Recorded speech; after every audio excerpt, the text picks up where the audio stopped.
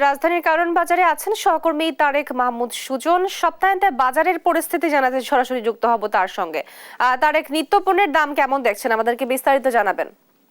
তোয়া এই মুহূর্তে আসি রাজধানীর কারণ বাজারে। আপনি জানেন রমজানকে সামনে রেখে কিন্তু বিভিন্ন মহলের একটি দাবি ছিল যে বা একটি আশঙ্কা ছিল যে জিনিসপত্রের দাম, নিত্যপণ্যের দাম বাড়বে কিনা।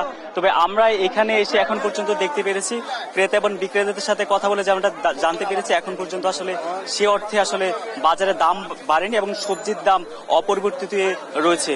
এর মধ্যে আসলে শসার দাম কিছুটা বেড়ে আসলে 40 থেকে 70 টাকা প্রকারভেদে বিক্রি হচ্ছে এবং লেবু বিক্রি হচ্ছে হালি প্রতি 40 থেকে 60 টাকার মধ্যে।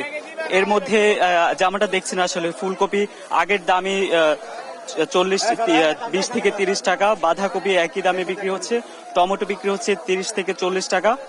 এবং যেমনটা আসলে ক্রেতাদের সাথে কথা বলে যেমনটা জানতে পেরেছি, তারা এখন পর্যন্ত আসলে বাজার দামে সন্তুষ্টি প্রকাশ করেছেন। এর মধ্যে মুরগির দাম আসলে 10 টাকা কেজি প্রতি বেড়েছে। যেমন যে ব্রয়লার মুরগি বিক্রি হচ্ছে কেজি প্রতি 200 টাকা এবং একই সঙ্গে সোনালী বিক্রি হচ্ছে 300 থেকে 320 টাকা, যেটি আসলে আগের সপ্তাহে 10-20 টাকা কম ছিল। দেশি মুরগি বিক্রি হচ্ছে আসলে 580 টাকা। তো এর মধ্যে যদি কাঁচা বাজারের কথা বলি, দু একটা দামে আসলে কিছুটা দাম বৃদ্ধি পেয়েছে দু একটা পণ্যে। যেমন হচ্ছে শসাতে আসলে 10 টাকা করে কেজিতে বেড়ে এখন আসলে আকার বেঁধে আসলে 60 টাকা করে বিক্রি হচ্ছে।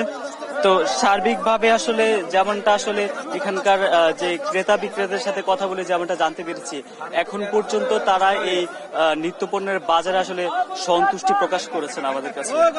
এই ছিল রাজধানীর কারণ বাজার থেকে আমার কাছে সর্বশেষ।